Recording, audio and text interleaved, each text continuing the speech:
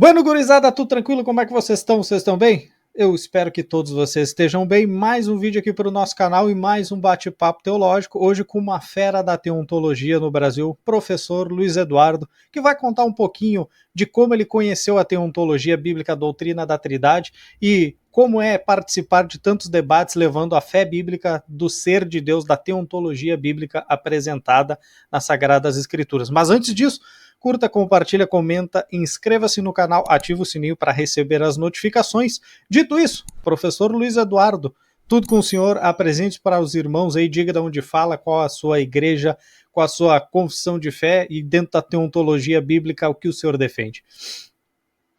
Ô, Dani, uma honra estar aqui com você, obrigado por esse espaço, por esse momento. Amém. Com certeza é gratificante a gente estar falando da palavra de Deus, especialmente esse assunto da teontologia.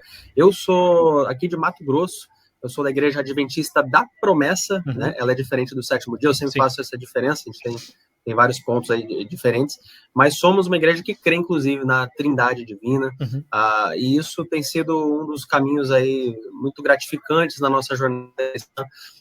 Deus tem dado algumas oportunidades, embora eu já trabalhei como pastor, já fui pastor de igreja, hoje eu sou, a gente chama aqui de um presbítero, alguém que apoia outros pastores. Estou mais envolvido com a área de ensino, né? Eu sou diretor da área de ensino aqui de Mato Grosso, da nossa igreja. Apoio também escrevendo periódicos da igreja desde 2014, mais ou menos. E, mais recentemente, Deus me deu a graça de escrever um livro sobre Trindade, que é, inclusive, uma das coisas assim, que tem sido muito especiais para mim, justamente para oferecer respostas e alguns materiais que eu senti falta no Brasil. E a gente produziu. E desejo, inclusive, fazer uma segunda edição, né, Dani? Eu sempre falo isso. E o desejo realmente é alcançar as pessoas, edificar as pessoas com isso. A gente ganha muito pouco com o livro, eu sempre falo, mas a alegria mesmo é estar contribuindo com o reino de Deus e com esse avanço da obra.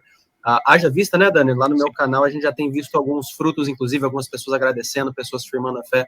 Amém. E eu louvo a Deus por essa experiência. Bênção demais isso aí. Então vamos começar pelo começo, então, professor Luiz Eduardo. Como a teontologia, esse tema tão difícil que o pessoal tem tanto medo, assim como escatologia, a gente até brinca, né, que vocês ficam do lado da dificuldade da teontologia e eu fico do lado da escatologia.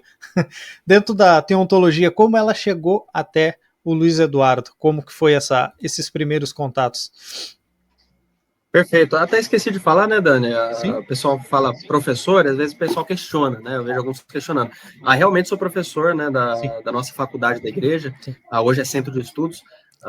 Dei várias matérias, mas principalmente em Antigo Testamento, especificamente Antigo Testamento e hebraico. Eu tenho hebraico pela Mackenzie, hoje em dia não tem mais o curso lá, mas eu fiz em 2017 o curso de hebraico bíblico, né? Tenho o certificado, tudo certinho. Embora, claro, há muitos professores bons e melhores do que eu aí no Brasil. E é uma das coisas que Deus tem me dado a graça de participar, né? Fazer parte disso. E aí, olhando um pouquinho atrás, dando alguns passos atrás, compartilhando aí sobre a minha trajetória, eu diria assim que o meu primeiro contato com a teologia, e com a teontologia especificamente, né? Eu diria que começou, na verdade, com a missiologia, tá? Lá com 4 anos de idade, eu ouvi uma história, minha mãe contava a história da Amy Carmichael, aquela mulher que foi missionária na Índia, e desde os 4 anos eu dizia que eu queria ser missionário, né? Eu creio que Deus honrou em muitos aspectos isso. Inclusive, hoje eu vou participar de uma live com os irmãos de Massachusetts, né? Eu falo inglês, aí vou fazer a tradução para eles. Ainda tem algumas coisas aspirando ali, missões, né? Que se Deus abrir essas portas. Mas eu brinco que eu era de São Paulo, Deus me mandou aqui para o Centro-Oeste, né? E toda essa trajetória, eu vejo Deus abençoando. E assim, então, minha sede pela teologia foi desde cedo. Com 13 anos eu já tinha lido a Bíblia, sem vanglória, né? Sem inchaço intelectual, tem gente muito mais inteligente do que eu. Mas é gostoso a gente olhar para a nossa trajetória e ver o que Deus fez, né? Apesar de nós, não graças a nós. E meu pai, né? Ele estudava teologia na Igreja Batista, eu lia livros dele. Eu lembro de eu com 13 anos lá pegando livro de hermenêutica para ficar lendo ali por ler mesmo. Isso aguçou. Com 19 anos eu comecei uma faculdade da nossa igreja mesmo, fiz 2 anos semipresencial, até que o pessoal me selecionou e me enviou ao seminário interno. Então, eu fui para internato, fiz o seminário durante mais 2 anos, manhã, tarde e noite, né, estudando a palavra, e fui para o campo missionário. Em toda essa trajetória, Danner, eu sempre lidei muito com confronto, com apologética, especialmente na teontologia.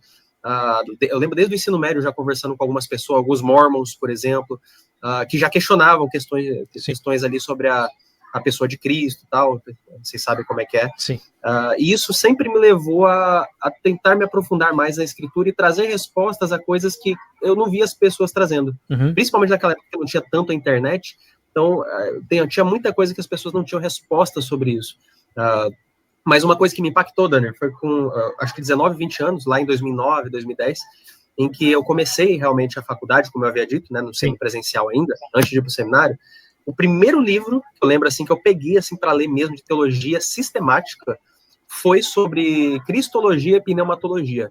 E eu fiquei encantado. Sabe quando você está com muita sede e toma aquele copo de água que sacia?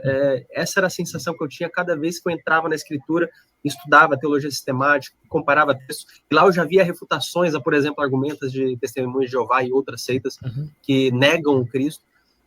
E isso foi, ao longo da minha trajetória, reforçado nas pregações que eu trazia como pastor e tudo mais, até calhar, mais recentemente, nesse trabalho mais envolvido, mais imerso, realmente, nessa questão específica da teontologia, que é a Trindade Divina. Sim.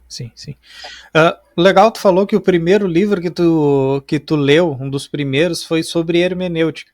O pessoal tem meio que medo dessa matéria, é uma das matérias mais temidas, é uma das coisas que eu mais falo, principalmente dentro da hermenêutica dispensacionalista que eu ensino, é hermenêutica e escatologia. E eu comecei na teologia, nos debates em soteriologia, mas aí todo mundo já debatia, então vamos migrar para um negócio diferente, vamos migrar para a hermenêutica e para a escatologia, que o pessoal no Brasil não gosta muito disso. Aí eu fiquei mais começou nadando de braçada, né? Porque o pessoal tem meio que medo, né? Escatologia, isso, aquilo, é difícil. Hermenêutica, não sei definir bem. Mas aí, graças a Deus, a gente tem já desde 2017, mais ou menos, aí 2018, trabalhando nisso. Dito isso, então, vamos começar a entrar sobre a doutrina da Trindade, que é isso aí que o pessoal quer aprender. Vamos fazer uma pergunta bem essencial. Quais os principais pressupostos da doutrina da Trindade? O que é a doutrina da Trindade? Qual é o bojo doutrinário que ela tem como base teológica? Vamos botar até escriturística. Perfeito. Tem uma parte da resposta eu sei que vai vir em outras perguntas, mas eu já quero ir no ponto nevrálgico aqui. Vocês estão vendo esse livro? Vamos ver se consigo mostrar aqui para vocês. Ralph Smith, Teologia do Antigo Testamento. Uma das matérias que eu leciono é teologia bíblica, principalmente do Antigo Testamento. E, cara, o que é interessante? Um dos primeiros temas que a gente trata na teologia bíblica é se Deus se revela. Se ele se revela, porque se ele não se revela, não tem nem o que discutir na teologia, né? Bíblica especialmente. E ele se revela na Escritura, nós sabemos disso. Já estou aqui partindo para as conclusões. Mas dentro desse assunto, então, um dos principais pressupostos é entender o modus operandi dessa revelação divina na Escritura. E quando eu falo modus operandi, eu sempre destaco, até nos debates, Dani, pelo menos dois grandes aspectos. O primeiro deles é que Deus se revela progressivamente. Sim. Ou seja, você vê isso até em relação à messianidade de Cristo. Você tem tipologias na Bíblia, tipos e seus antítipos, muitas sombras das coisas futuras, como o Novo Testamento ressalta, e é assim que nós esperamos muitas vezes Deus se manifestar, né? Progressivamente, então. Assim como nós temos algumas sombras, algumas embriões, os germes ali de algumas doutrinas do Antigo Testamento que vão sendo reveladas e fortalecidas no Novo, cara, é fascinante quando você estuda a Trindade e você vê esse germe também lá no Antigo Testamento da própria Trindade. Não é uma coisa tão clara ainda, realmente. Sim. Mas a gente trabalha, eu tenho um debate com alguns judeus, inclusive, onde eu mostro isso, e, cara, tem Trindade, sim, no Antigo Testamento, não do jeito que as pessoas imaginam, mas tem. E vai ficando cada vez mais claro, a tal ponto que fica inegável quando chega no Novo Testamento, é progressivo. Por exemplo, eu sempre falo que o Novo Testamento já é a manifestação completa da Trindade na sua prática. Sim. Porque o Pai é muito claro no Antigo Testamento para o judeu. Quando você chega no Novo Testamento, tem duas grandes vindas. Não estou falando da volta de Jesus, da segunda, não escatologia. A primeira, no caso. Mas duas grandes vindas. A primeira vinda de Cristo, e depois ele vai e envia o Espírito, a vinda do Espírito. Ou seja, o Novo Testamento é revelando a Trindade. Né? A vinda desses dois personagens que talvez estavam menos claros, embora também muito fortes lá no Antigo Testamento. Outra coisa legal, por exemplo, a pessoalidade do Espírito. Você olhar no Antigo Testamento, o Antigo Testamento já fala que o Espírito se entristece. Tá lá. Sim. Só que não é tão frequente. E quando você chega no Novo Testamento, intensifica a frequência e a força das afirmações, tratando o Espírito como pessoa. É coincidência? Claramente não é uma mera coincidência. O Espírito Santo ele é tratado progressivamente como uma pessoa, e quando chega no Novo Testamento, isso fica assim altissonante aos nossos ouvidos. Isso é muito edificante, gente. É maravilhoso quando você começa a perceber esse modus operandi de Deus. A segunda coisa que eu ressalto sobre isso, sobre esses pressupostos, não apenas que Deus é um Deus que se revela de forma progressiva, mas ele se revela de modo escondido. Poxa, como assim, Luiz Eduardo, né? É o que Agostinho já falava, Lutero reforçou de modo mais claro, que Deus é um Deus abscônditos e revelatus ao mesmo tempo. Ou seja, ele é abscôndito, ele se esconde, sim, mas ele se revela também. Esse modus operandi nós vemos até em Isaías, né? Vai e prega esse povo, e ouvindo no ouvirão, né? Vendo não vão ver, para que não se convertam e não se voltem a mim. E quando você vai para o Novo Testamento, esse é o modus operandi de Jesus. Ele falava em parábolas. Sim. E nos evangelhos, quando você compara os sinóticos, você vai ver que a explicação era: Jesus falava em parábolas para todo mundo se perder? Não. Ele falava em parábolas para que aqueles que realmente queriam ouvi-lo, eles caminhariam nesse sentido e encontrariam. Agora, aqueles que estavam só na superfície, sim, é lá que eles morreriam, naquela superfície, sem entender a profundidade do que Jesus estava dizendo. Então eu vejo isso, Danner, que tem coisa que o pessoal fala, mas tem coisa que é difícil na Trindade, é complicado. Não, primeiro que tem coisa que é muito simples, o povo que dificulta. Né? No princípio era o verbo estava com Deus, o verbo era Deus, ponto. Né? Outras coisas, porém, elas são profundas mesmo e difíceis. Mas o Pedro já falou isso das próprias cartas de Paulo. Pedro falou lá na carta dele, né, que a coisa de difícil interpretação. Sim. E eu invalido por causa dessa. Não. E eu vejo que, então, não é que Deus torne impossível algumas compreensões. Algumas, elas são implicações filosóficas que são difíceis para qualquer coisa, não só a Trindade. Às vezes o pessoal questiona, mas envolve muita filosofia a Trindade.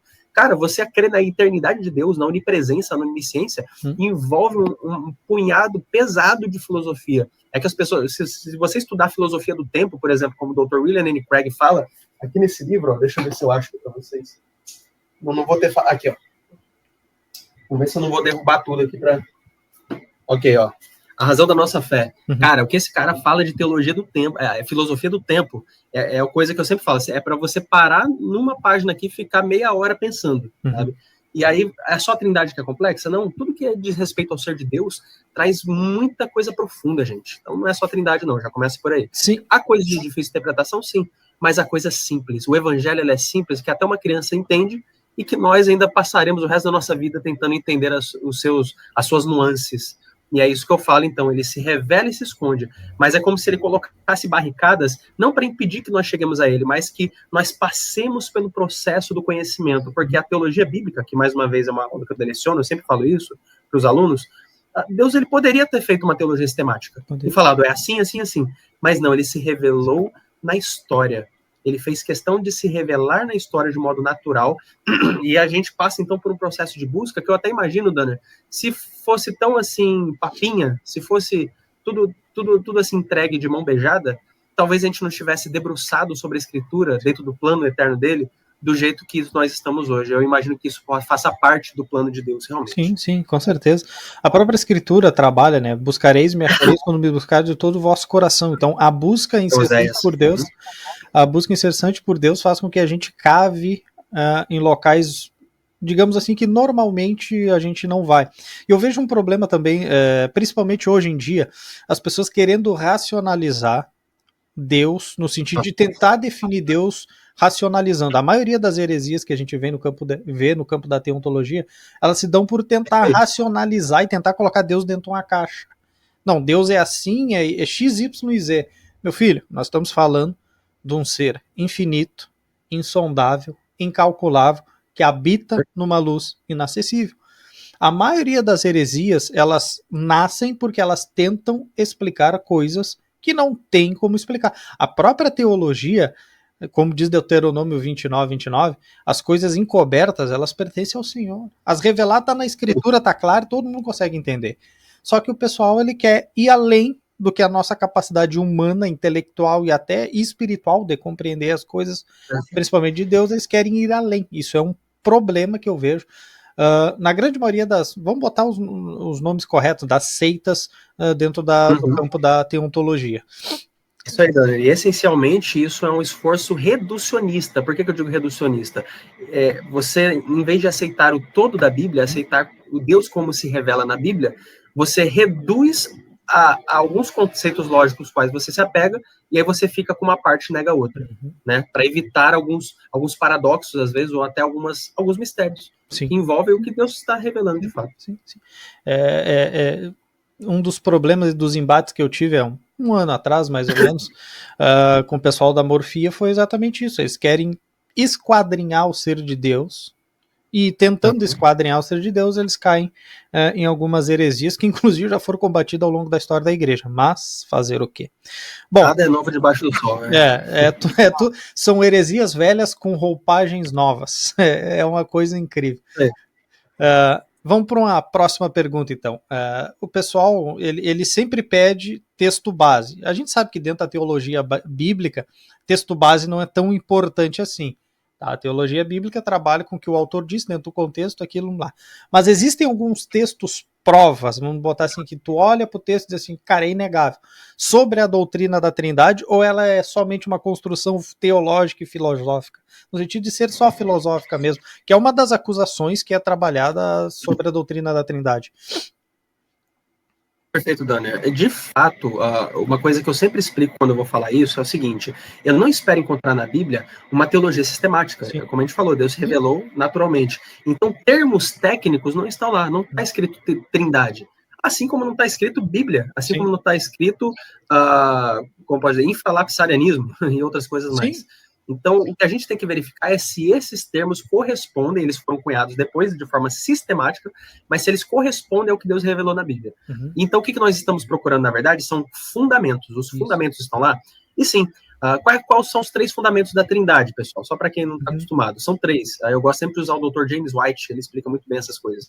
O Dr. James White ele vai dizer que há 3 fundamentos da Trindade. O primeiro é o monoteísmo, há um só Deus. Isso. Nós somos monoteístas. Isso. Há um Deus apenas.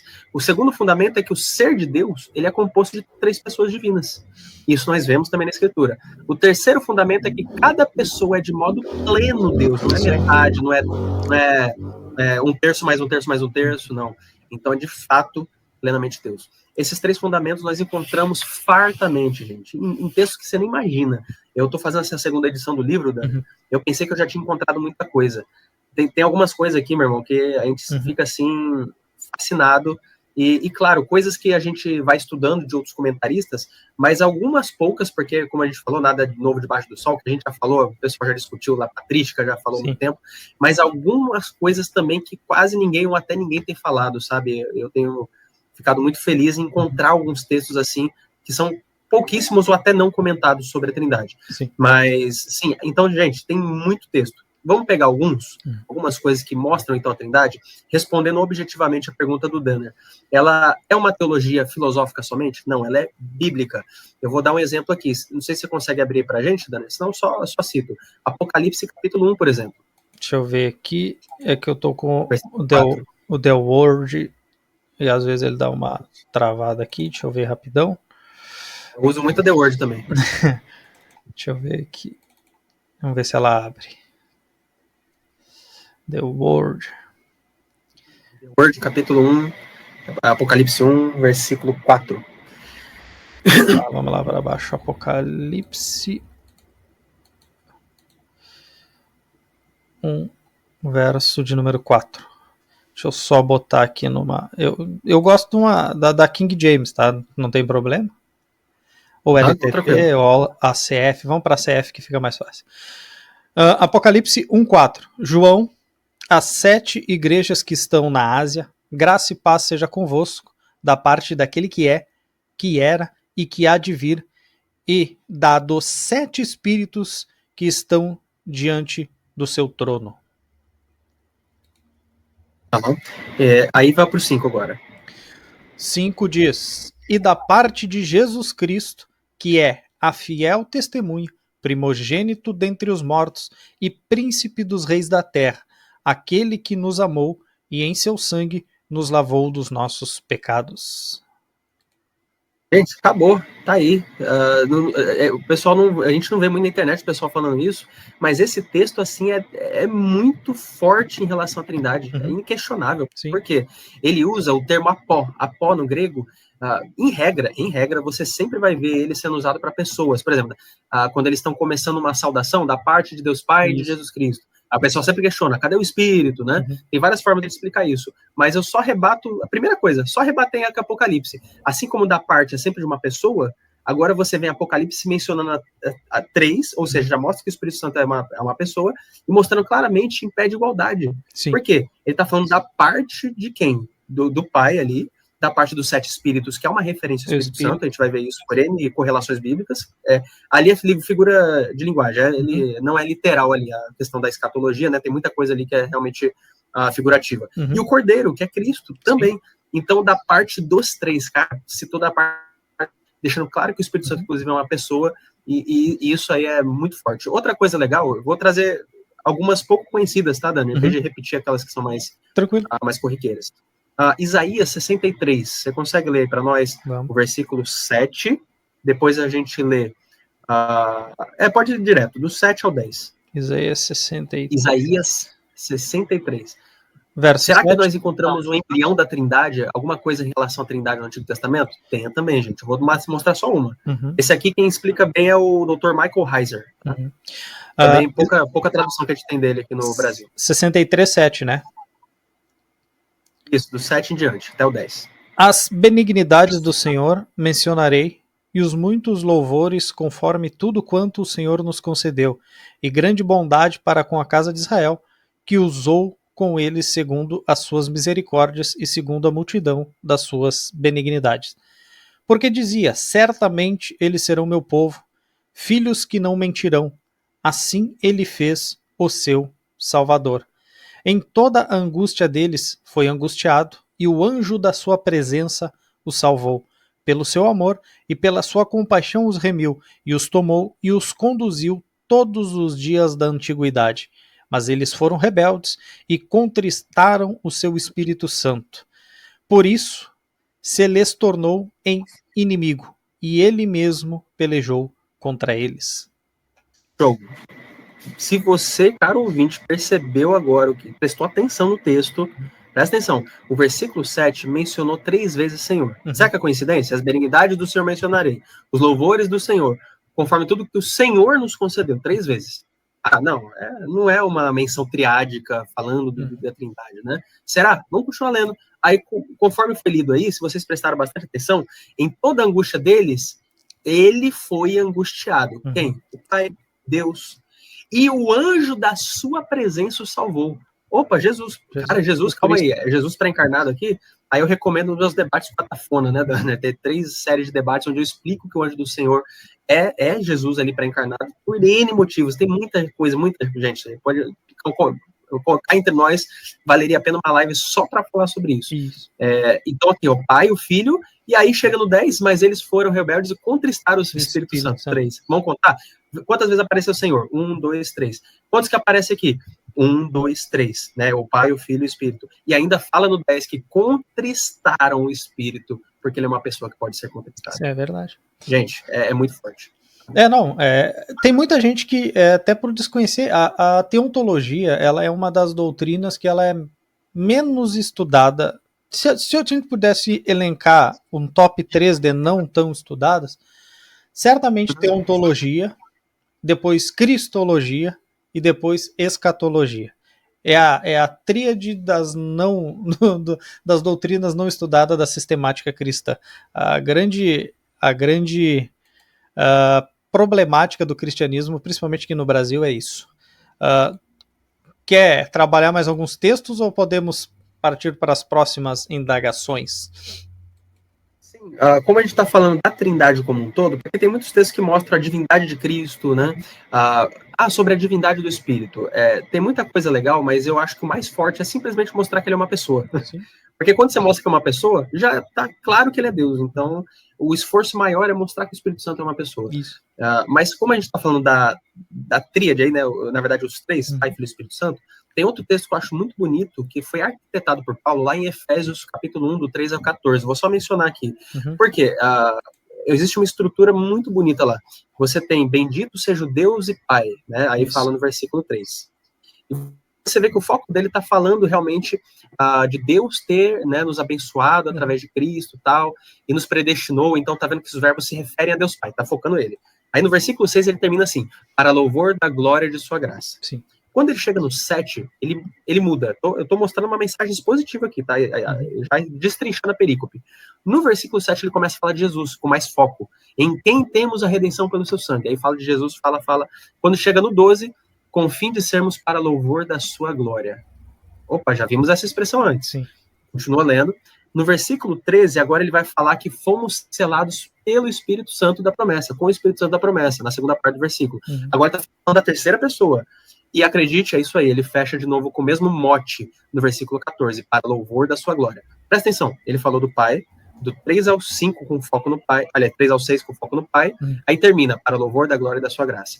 Do 7 ao 12 falando de Jesus, e aí fala, para louvor da sua glória. E no 13 ao 14 ele fala do Espírito e termina, para louvor da sua glória. Gente, é um texto arquitetado por Paulo, onde fica clara a atuação da Trindade no plano salvífico de Deus. Amém. Bueno, vamos seguindo para frente, então. Agora, vamos lá. A gente já perguntou como é que a teontologia chegou até ti, quais os pressupostos da Trindade, se tem texto ou não tem texto. Vamos lá. Qual a importância, e aí tu sendo professor de hebraico, qual a importância da gramática no estudo da teontologia bíblica? Tem uma certa relevância ou não? Muita relevância, gente. Eu gosto de dizer assim, que as nossas traduções tem problemas? Tem. Comete algumas barberagens? Até comete. Eu até falei num debate recente com o Adriano, que a gente tem traduções, muitas cometem barberagens, mas a tradução Novo Mundo, por exemplo, ela capota o carro, dá PT mesmo, né? E é outra história. Mas eu, por exemplo, eu não gosto muito da nova linguagem de hoje, né? Ela acerta muito bem em alguns pontos, erra muito em outros, né? Em muitos outros. Enfim, tem aquela questão de estar numa equivalência dinâmica ou formal, enfim. Mas uma coisa é fato. É suficiente. As traduções são muito boas de forma geral, comparado a outras nações, outros países aí que não tem nada. A gente tem muito recurso. E, cara, é possível você entender a Trindade, a Bíblia, a divindade de Cristo, lendo no português. É suficiente? É. Mas é claro que se você quiser achar pepitas preciosas, se você quiser refutar heresias, se proteger mais, entrar a fundo no negócio, aí é essencial a gramática. Não tem jeito, tá? Se você quiser sair da superfície, tem que ir sim para as línguas originais, para as disciplinas essenciais. E quando a gente fala de gramática, não só gramática, até conhecimento histórico-cultural de como aquela palavra veio a ter aquele significado semântico específico ou não. Por exemplo, quando eu falo da pluralidade divina, existe aquela discussão do plural majestático, honorífico ou de intensidade que o pessoal fala. Eu explico como que vários autores nossos defendem isso, mas como que a gente entende isso em relação aos substantivos, mas também aos pronomes e verbos.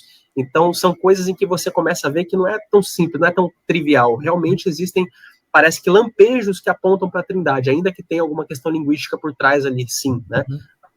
Que nem o Elohim. Elohim é plural, mas Dagon também é chamado de Elohim, né? Baal também. Então, é claro que parece que tem ali uma pluralidade. Alguns dizem que é, por exemplo, esse caso, alguns dizem que é um plural majestático, que me parece fazer mais sentido mesmo, por algumas razões, mas tem também uma suposta questão de que é só uma variação linguística.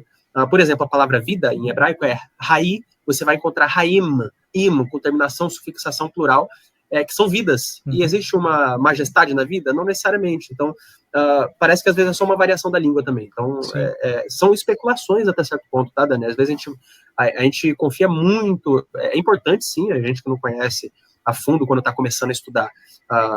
Tem que ouvir, sim, os gramáticos e tudo mais. Só que tem que tomar um cuidado também, porque saber ir à fonte original. Sabe quando você vai fazer mestrado, alguma coisa assim, onde você começa a ver a importância de ir à fonte original, a se preocupar com o que realmente está sendo dito em essência ali, se procede o que está sendo dito das pessoas. Então eu digo assim, cara, muito cuidado. Tem algumas conclusões que elas não fazem muito sentido realmente. E sim, cara, se a gente espera ver Deus se revelando como um Deus plural, cara, Quando você olha para façamos o homem a nossa imagem e semelhança, desçamos e confundamos, cara, eu mostro nos contextos, né? Tem uma live que eu falo sobre isso, onde eu mostro que não é trivial, não. Então, não é só gramática, eu diria, eu até acrescentaria. É a gramática dentro de toda uma construção também teológica, contextual, respeitando a questão do não só da sintaxe, da semântica, mas também uma coisa que a gente fala que é a pragmática do texto e do autor. Então, assim, é muito, muito legal, assim, a gramática, e eu falaria até do grego, embora eu não sou professor de grego, mas estudei bastante grego uma época, agora estou estudando mais formalmente ele, e, cara, principalmente ali porque você tem a Trindade revelada bem forte ali no Novo Testamento, a gramática tem hora que ela é essencial, assim, para deixar inconfundível algumas coisas. Vou dar só um exemplo. A regra de Sharp, por exemplo, em 1 de Pedro 1, a 2 de Pedro 1, versículo 1. Ali, cara, é claro que está chamando Jesus de Deus e Salvador, Deus e Senhor, essas parelhas que aparecem. Por quê? Porque no versículo 11 acontece de novo. E olha que interessante, até a tradução do Novo Mundo, vamos pegar um aí que não crê na Trindade, né? Você já viu, quer dar uma olhada? É interessante isso aí. Já viram como é que a tradução do Novo Mundo coloca 2 de Pedro 1, versículo 1, e depois como ela coloca o versículo 11? Manda para nós aí. Aqui, ó. 2 Pedro interlinear. Pode só ler aqui para vocês? Pode, mais prático, né? Ok, ó. Aqui eu pego rapidinho.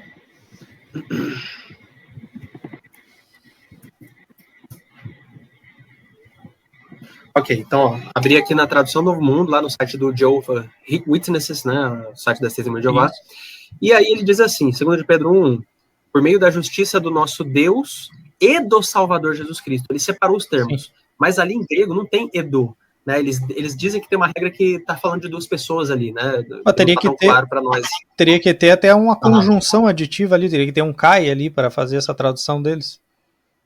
Para ficar ipsis literis com o que eles estão trazendo, sim. É uma questão gramatical importante? Poderia até significar isso, a priori, olhando nada? Talvez, mas quando você enxerga a gramática e todas as outras regras, o que a gente aprende? Que a regra de Sharp, ela vale sim, que é do nosso grande Deus e Salvador, se referindo a um sujeito só. E o que é legal disso aqui, Dani? Não precisa nem brigar muito, é só ir no versículo 11. No versículo 11, é exata construção sintática, igualzinha, os mesmos elementos ocorrem, só que a tradução Novo Mundo não separou os termos. Olha lá o versículo 11, como é que fala? O reino eterno do nosso Senhor e Salvador Jesus Cristo. Por que ele não colocou do Senhor e do Salvador? Porque é a mesma gramática, a mesma construção sintática. Sim. Então você vê como parece muito parece não, né? Totalmente tendencioso. Outra coisa legal, Tito 2,13 também usa essa regra de Sharp. E lá em Tito 2,13, sabe o que é legal? Que ele fala da aparição do nosso Deus e Senhor Jesus Cristo, Deus Salvador, né? E o que é legal ali? Que a aparição veio do grego epifaneia. E nunca, gente, ó, grava aí, pode anotar. De desafio alguém procurar aí. Nunca, jamais epifaneia é aplicada ao Pai. É sempre ao Filho. Então, quando fala a grande aparição do nosso Deus, ele está falando que Jesus é Deus, porque é a aparição desse Deus Jesus. Porque não faz nem sentido, porque dentro até do monoteísmo, da onde Deus se revela, um dos mandamentos era que não esculpisse imagem que fosse algo semelhante ou tentasse se igualar a Deus. Então já mostra que a própria pessoa do Pai, ele não se mostra, Deus é espírito nesse sentido, entendeu? Então Deus ele se revela, a pessoa de Deus vai se revelar no Filho dele, na segunda pessoa da Trindade, que é Cristo. Então não faz nenhum menor sentido a tradução que eles tentam aplicar aí, né, para fazer separação. Deus, aqui fala de Deus, ele fala de Salvador Jesus. E tem outra aplicação aí que é também um tanto quanto estranha. Se é para separar assim, então se Jesus é um Salvador, ele é só um Salvador humano, ele não é Deus. Como um Salvador humano, como um homem, somente um homem, só homem pode salvar outro homem. Fica estranho, não fica? Até a própria salvação, a própria soteria, a própria salvação fica em xeque aí. Se Jesus ali não está se referindo a ele como Deus, mas sim só como Salvador no sentido humano, fica complicado. É uma salvação que ela não é eterna. Então tem N situações aí para trabalhar também. Outra coisa curiosa, Daniel, é que essa mesma construção, só dando esse exemplo da regra de Sharp, né? Em 2 Tessalonicenses, capítulo 1, versículo 12, deixa eu ler aqui para vocês, ó. Para que o nome de nosso Senhor Jesus, Só fechar aqui. Jesus Cristo seja em vós glorificado, e vós nele, segundo a graça de nosso Deus e do Senhor Jesus Cristo. Aqui, agora eu vou pegar no pé das nossas traduções. Tá me ouvindo aí, Dani? Aham, tô ouvindo. Sim, sim.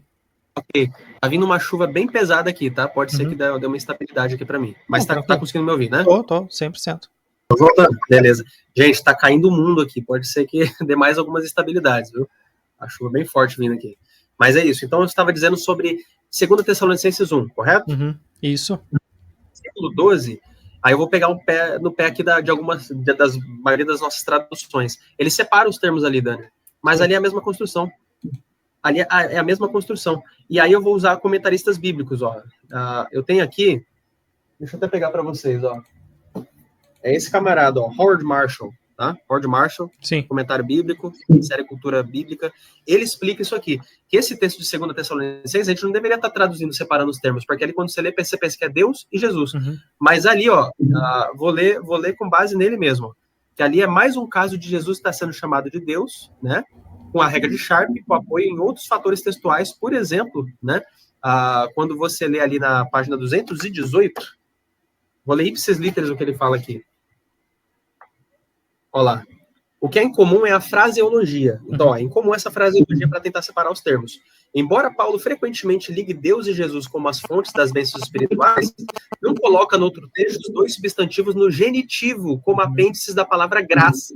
E quando realmente usa os dois nomes juntos, não emprega a redação curiosa achada aqui, literalmente, do nosso Deus e Senhor Jesus Cristo. A expressão pode ser entendida como sendo uma descrição de Jesus por Paulo, como tanto Deus quanto Senhor. E isso ele está citando Grammatical Insights into the New Testament, Edimburgo. Tá? Ó, gente, ó, fera demais. Então, mais um caso de Jesus sendo chamado de Deus, provavelmente aqui em Tessalonicenses. Penso. Bueno, vamos prosseguindo acá nas perguntas, então. Agora a pergunta talvez que seja das mais importantes já feitas para alguém que quer expor a doutrina da Trindade e mostrar o Deus bíblico para as demais pessoas.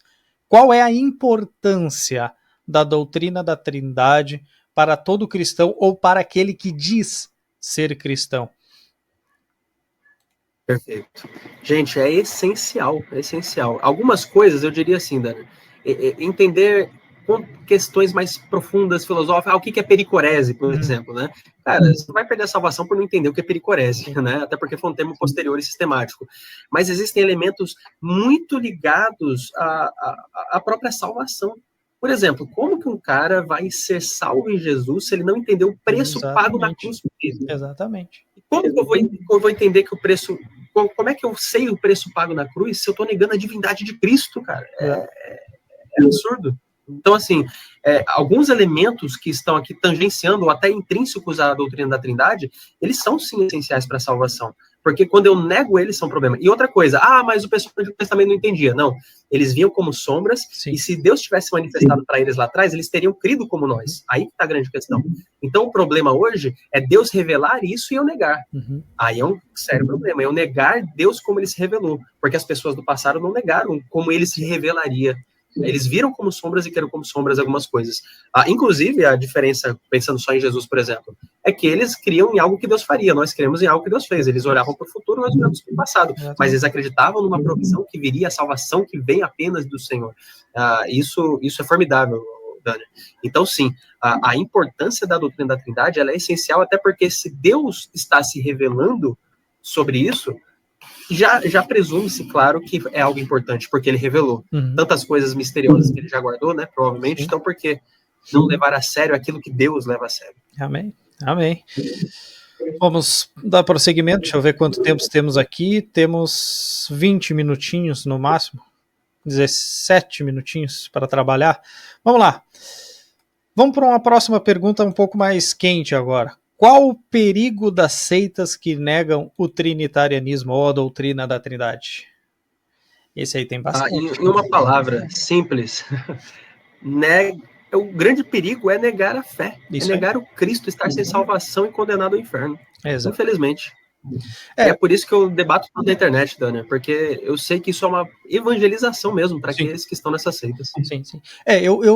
Eu particularmente, eu sempre me propus assim, bom, eu não debato com proponente de seita, assim, tu não vai ver um debate meu, por exemplo, com Mormon, TJ, não vou debater, porque eu entendo que essas pessoas, elas carecem de evangelização, mas eu entendo pessoas que vão à apologética contra os, vamos dizer assim, os praticantes de seita, para evangelizá-los. Eu prefiro pregar o evangelho de uma forma mais comum, vamos dizer assim, sabe? Expor Cristo, expor a verdade da cruz, o que ele fez na cruz. Posso fazer uma comparação, Dani? Pode fazer. Lá no livro de Reis, a gente vê Elias e Obadias, né? Elias está indo lá na frente de batalha, e você vê que às vezes Elias dá a impressão que ele não está valorizando muito o que Obadias está fazendo lá também no contexto real, né? Da realeza lá, dentro do palácio. E cada um tem a sua função no seu local, então eu vejo muito isso, realmente, existem estratégias diferentes, e acho que tem que sim ter uma sensibilidade, muito é contexto, sabe, acho que tem um momento em que algumas coisas não compensam, a gente tem que pular fora. Eu ainda participo de alguns debates, porque eu sei que vai alcançar muita gente, e eu falaria assim, né, eu faço minhas as palavras do Dr. William Lane Craig, uma vez ele indagado, ele falou, eu não debato com esses caras, esses ateus, por exemplo, né, a Christopher Hitchens e outros caras com os quais ele já debateu, eu não debato com eles para convencê-los, porque eu sei que eles já estão com a mente fechada, o coração fechado. Eu debato por causa dos seus ouvintes, desses caras que estão acompanhando e estão em dúvida, ainda estão com o coração aberto procurando a verdade. E eu tive uma experiência legal, Dani, recentemente, ontem mesmo eu recebi mensagem, não vou citar o nome aqui em respeito, uma pessoa que falou aqui, mandou lá no meu canal. Eu tinha dúvida quanto à Trindade, mas graças a Deus encontrei seu canal. Hoje tenho certeza da minha fé. Amém. É por essas pessoas que a gente faz esses trabalhos. Isso é muito sempre bom. Com muita parcimônia, muito cuidado. Sim, isso é muito bom ter esses tipos de testemunho, porque tem muita gente hoje em dia que diz que os debates são inúteis. Não, eu digo que hoje eles são pouco proveitosos da forma como eles estão sendo. Entendeu? Eu acho que a forma virou meio que uma lacração gospel e estão esquecendo do que é o certo. E isso vem de alguém que é histriônico no debate. Se tu já viu algum debate meu em escatologia, sabe que trabalho bastante ironia, brincadeira, coisa desse tipo, assim, até brinco que o Gran Conato é meu santo padroeiro, que eu me espelhei bastante nele no começo da caminhada. Eu sempre gostei do jeito dele, que é um jeito que eu tenho também, assim, sabe, para frente, falar com convicção, de vez em quando fazer umas brincadeiras irônicas e o pessoal fica bravo, mas o pessoal meio que tá se perdendo nos personagens, entendeu? Já não é mais uma forma, não é mais uma forma de retórica, não é mais uma habilidade retórica. Não, virou o essencial. Quem faz mais graça vence. E não é esse o intuito. O intuito é atingir as pessoas que estão vendo os debates. E vamos lá. O conhecimento. Exatamente. Eu gosto muito dos debates dos Estados Unidos, Dani. Claro que lá também tem esses problemas, mas justamente por isso, lá nos Estados Unidos é muito mais acadêmica a coisa. Os caras combinam numa universidade, colocam os dois lados, os caras se respeitam. Na maioria das vezes você vê um respeito assim bem bacana, não fica tanto com a lacração, exatamente. Sim, aqui tá muito complicado. Eu deve fazer 2 anos do meu último debate. Eu já tive vários convites para vamos debater tal. Cara, não quero mais. Eu vou debater agora, daqui para frente, só se valer muito a pena. Só se for uma coisa muito boa para mim, uma coisa muito boa para aquilo que eu vou defender, para propagar um pouco mais aquilo que eu defendo. Senão, cara, não vale a pena. Não vale a pena mesmo, e também porque eu moro aqui no Rio Grande do Sul, né, cara, eu já tive algumas indicações até para, por exemplo, vejam só, mas daqui do Rio Grande do Sul até São Paulo é um chão grande, né, Deus decretou, né, eu sou um bom calvinista que eu sou, Deus decretou que eu viesse aqui para esse torrão do Rio Grande, para o final do Brasil, e aí dificultou bastante. Bom, vamos então, trabalhando as últimas perguntas aqui. Quais são os danos do unicismo ou do unitarismo e das demais heresias dentro da teontologia na igreja brasileira? Quais os danos que elas podem causar a essas pessoas que aderem, às vezes, por ignorância e, às vezes, por tradição mesmo, nasceu naquele berço, está lá até hoje. Qual os danos maiores que elas podem causar a essas pessoas? Eu falo assim, no sentido mais inerente do que de fato seria uma heresia, Dani. Tem várias formas de a gente definir, mas eu falo que são as heresias, essas que abalam os pilares. Eu chamo de heresia mesmo aquelas que abalam os pilares da salvação, das coisas essenciais de Deus.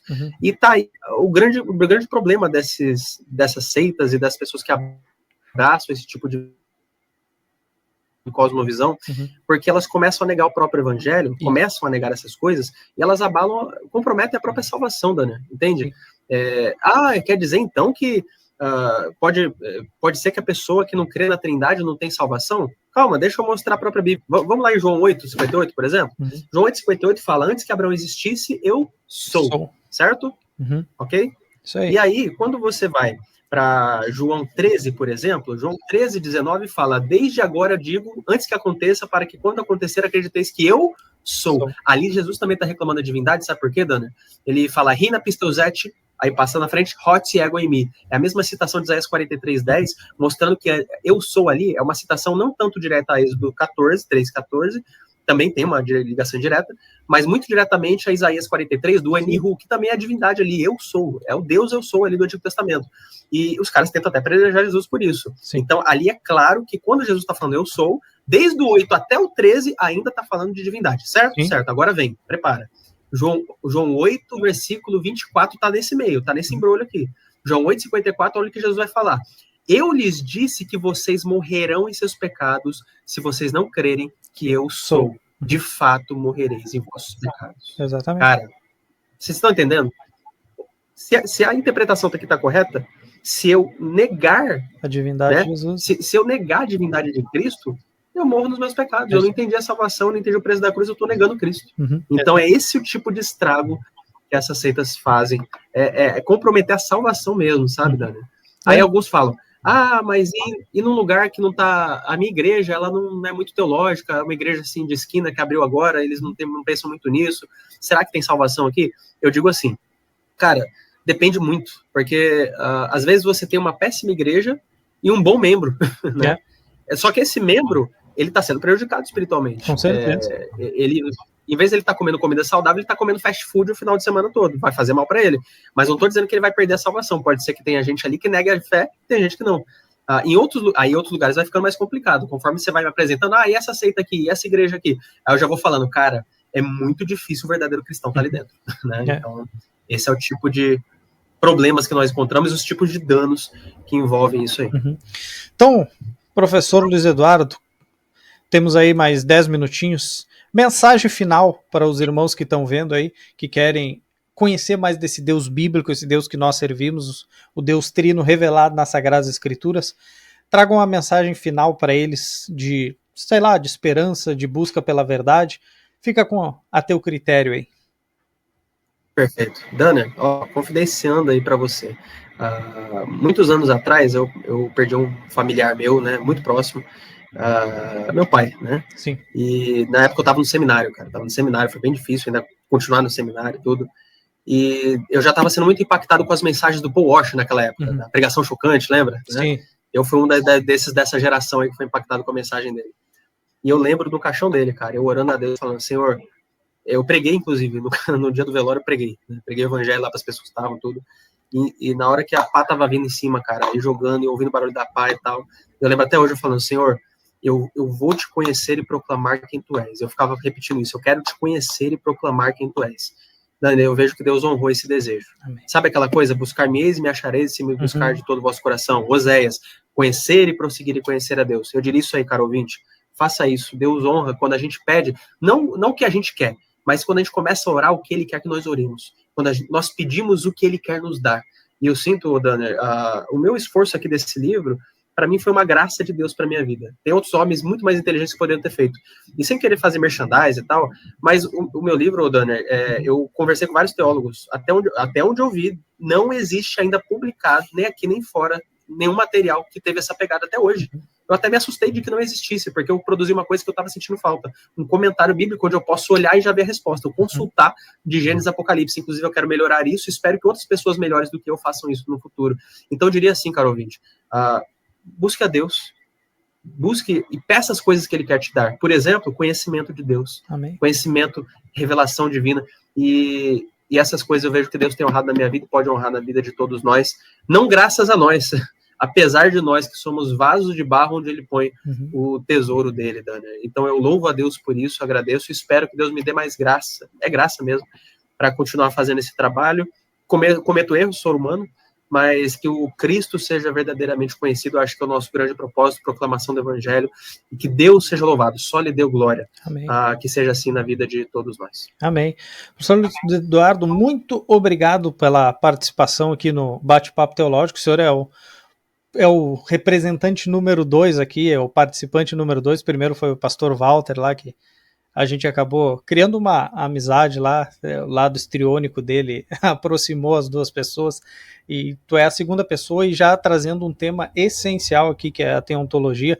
Que Cristo continue te abençoando bastante nos debates teológicos, que seja um dos bastiões que levam à verdade da teontologia bíblica aqui no Brasil, porque nós precisamos para ontem mais umas 5, 6 figuras assim desse gênero para combater as seitas que vêm, infelizmente, crescendo no meio da internet, porque é uma terra sem lei, onde todo mundo fala e acha que tem razão. Muito obrigado mesmo. Se tu ficou até agora, ouvinte aí, curta, compartilha, comenta, inscreva-se no canal, ativa o sininho para receber as notificações, porque talvez daqui logo alguns dias, 2, 3 dias, já tenhamos novos conteúdos. Professor Luiz Eduardo, muito obrigado mesmo. Vou liberar o senhor aí para o seu sábado de descanso. Amém. E inclusive ia falar, né? Aproveita e dá uma força lá no nosso canal também. Tem um canal lá, né? Teólogos, a gente está com trabalho.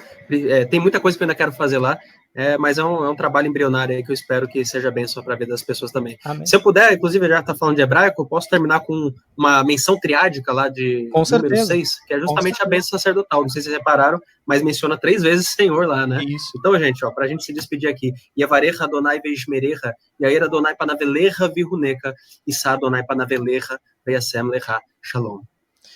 Valeu, gurizada, professor Eduardo, até mais, um abraço a todos e vamos dar uma descansada, é sabadão.